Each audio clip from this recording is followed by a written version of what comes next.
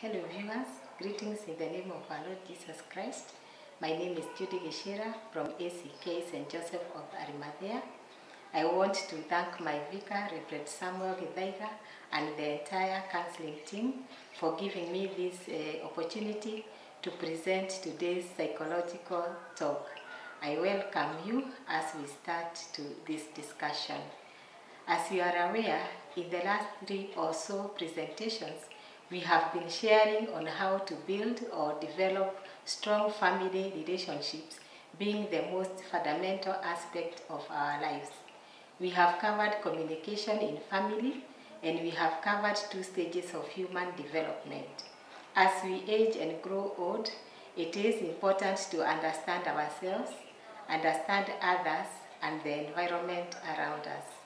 This requires an understanding of the psychological and social development of human beings. If we understand what is happening to us, our families, and others as we grow old, then we are able to develop good relationships. In the last presentation, my colleague shared on intimacy versus isolation, which is stage 6, which captures ages 20 to 39 years. It is the stage for belongingness and love needs. It is also the stage where relationships are formed. It is important to mention that we discuss guidelines to help us navigate through these developmental stages as we age every day. The Bible in Psalm 90 verse 12 says, "Teach us to number our days that we may gain a heart of wisdom." Wisdom to know that at this particular age, I'm supposed to be doing 1, 2, 3, or I am supposed to have achieved this thing or the other. Allow me to say it is not cast on stone, and neither is it one suit for all, as different things happen to different people at different times, and circumstances inform the change of events to individuals. So Erik Erikson divided human life into 8 stages of psychosocial development. During each stage of this development, 2 conflicting ideas must be resolved successively in order for a person to become a healthy and confident individual to contribute to the society. Failure to master the task of this stage leads to feelings of inadequacy and frustration. In these stages of human development, I will discuss middle age stage, also known as generativity versus stagnation stage, or the care stage, or the 7th stage of human development. This stage is also known to many people as they say life begins at 40. So this is what I will be discussing about this stage, which many say this is where life begins. So I will discuss the nature of life in this stage, possible conflicts touching on infamous midlife crisis, and work-life balance. I'll conclude on how to overcome stagnation in middle life. This stage takes place during the middle adulthood, between the ages of approximately 40 to 65 years. During this time, adults strive to create or nurture things that will outlast them. That is making a mark. This is often done by parenting of one's own children, grandchildren, and aging brackets. So this is a busy period. It is also where one contributes positively to changes that benefit other people, and more so the next generation. So the nature of life in this stage. The stage has many changes, such as there are physical changes related to age. Some are evident during this stage, including getting gray hair, also loss of hair. You see some people have wrinkles and age spots. vision and hearing loss, and weight gain. You try to go to the gym and the weight is not going. It is all related to this age. Women also in this age experience menopause, particularly those who are in the ages of 50s. Accepting the physical changes and presenting yourself as a role model to the young generation help individuals to navigate the stage easily. Remember, the younger generation look up to older generation for mentorship. It is also a stage where many people self-actualize. As individuals in the bracket of 40 to 45 years, this is the peak of their career as we reflect on Maslow's hierarchy of needs. So basic needs have been met in the earlier stage, and as we have seen in the intimacy and isolation stage, belonging and love has been achieved. So individuals get promotions in this stage, they change jobs, they also try to get side hustles as they try to make ends meet. They also advance in education. The famous Gubaro, you see people later in life going back to school. It's all informed due to the needs of this stage. It is the stage of feeling prestigious and to achieve full potential. So during this period, people achieve their highest career goals. Work-life balance is key in this stage as one's time is being competed for by both immediate family and extended family. So planning your time at this stage is paramount. It is really a key thing because none can wait for the other. You see, like raising children, you cannot say that you will hold raising children and then you come back to assist in the society or assist in the extended family. So this is where time management is mostly needed. It is also a time of building a legacy. Individuals here may worry whether they have achieved enough and what they will be remembered for. In every person, there is a desire for immortality, to be remembered for what you did or achieved during your life. Everybody wants their life to count.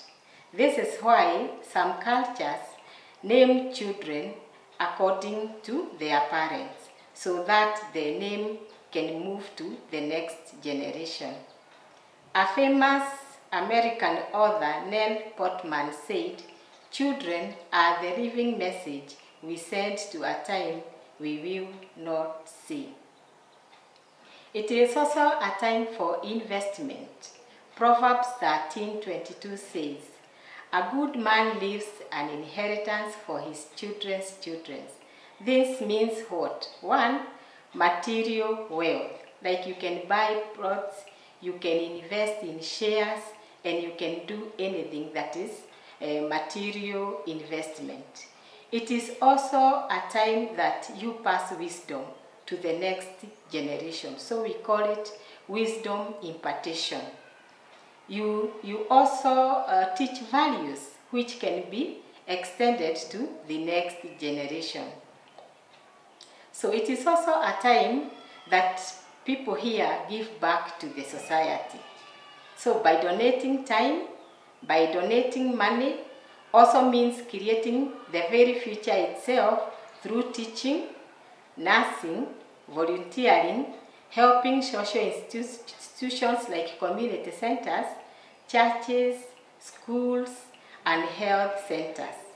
This is the stage where people acquire titles like chairman, muheshimiwa, mukubwa, and things like that.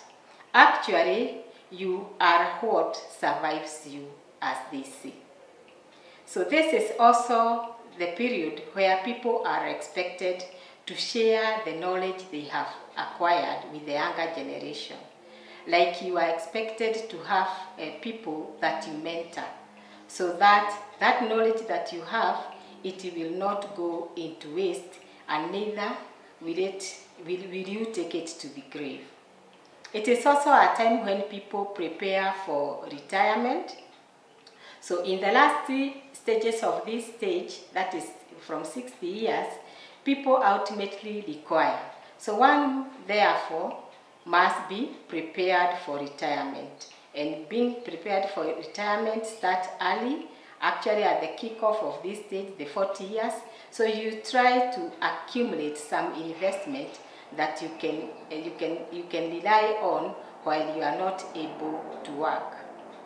In other words, the middle adulthood stage is connected with forming and guiding the next generation, generally passing on the baton to the next generation. So we said this stage is called generativity versus stagnation. So let us look at stagnation. Stagnation refers to the failure to find a way to contribute to the family and community. These individuals may feel disconnected or uninvolved with their families, community, and with society as a whole. Some characteristics of stagnation include being self-centered, failing to get involved with others, and not taking an interest in productivity. No efforts to improve self, and placing one's concern over above all else. Those who fail to attain this skill will feel unproductive and involved in the world. So what are possible conflicts in this stage? One key known conflict in this stage is midlife crisis.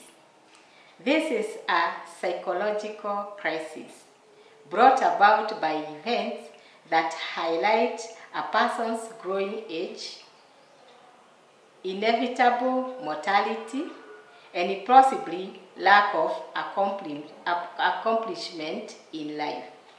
It is this point in life that some people reflect back on their accomplishments and consider their future trajectory and feel regret. In some cases, this might involve regretting missed opportunities, such as going to school, pursuing a career, or having children. So the psychological crisis may produce feelings of intense depression, remorse, high levels of anxiety, the desire to achieve youthfulness, or a desire to make drastic change to their current lifestyle, or feel the wish to change the past decision. Other characteristics of midlife crisis may involve social behavior change for both men and women. So to tell somebody is going through a crisis or a midlife crisis, you will say that men may try to assert their masculinity by engaging in more youthful male behaviors, such as dressing in trendy clothes, driving sporty cars, and being attracted to young girls. They call them sponsors. Women may try to reassert their femininity by dressing in youthful styles, having cosmetic surgery, or becoming more socially active. Some middle adult women try to look as young as their young adult children by dyeing their hair and wearing more youthful clothing. The midlife crisis may also result in a person divorcing his or her spouse and also changing jobs. This occurs because of one not being contented, and also as people continue to engage in relationship as they try to prove themselves. Other conflicts include and not limited to absentee parents, substituting responsibility with money, seeking favor from children, and you offer them monetary tokens. So this is to cover up that because you are not able to parent your children because you are in crisis, so it's like you bribe them with money so that you can be acceptable. Another thing is extending youth to middle age, being unable to surrender the things of the youth. So you see somebody wants to just carry on with the things that they were doing as youths. That is also another crisis. Another one is not being able to give back to the society, rendering to feelings of inferiority. You see, when you hear people being called chairman, muheshimiwa, you may sit and ask yourself, how comes this did not happen to me? How comes I'm not able to lead anyone? So we will look at how we can navigate through the stage and overcome stagnation so that we don't feel inferior. So one thing that we can try to do is, one, practice positive thinking by repeatedly saying some self-affirmation statements. These statements are such as, I forgive myself for not being perfect because I know I'm human. So you know the worst thing that you can do to yourself is to look down on self. It is important to have a positive self-regard. Strive to feel good about yourself. It is also good to value yourself. You know, like you can put a price tag on yourself to see how worthy you are. Recollect yourself and accept the situation as it is. Try to move from a point of self-pity to a point of self-worth, the one that I have said, that place some value on yourself. Consider joining a social support group. Consult people around you. Develop some interest to know what happens around you. It is very, very important. Try also to use the available resources like time and energy for community outreach work. We always say there is a lot that needs to be done. So it's only that the workers are few. So you will always find something to do. So it is important to engage yourself, and it is never too late. Get some encouragement from the scriptures. You know, reading the word of God.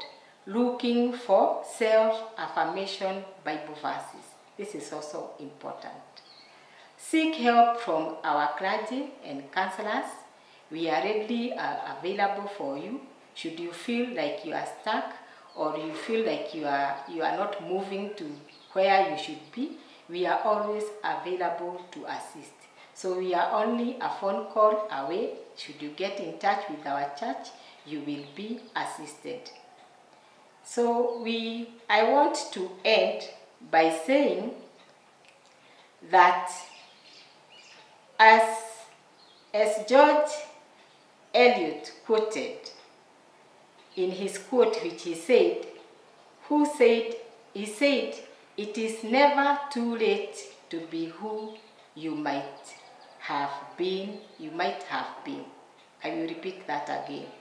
George Eliot quoted, it is never too late to be who you might have been.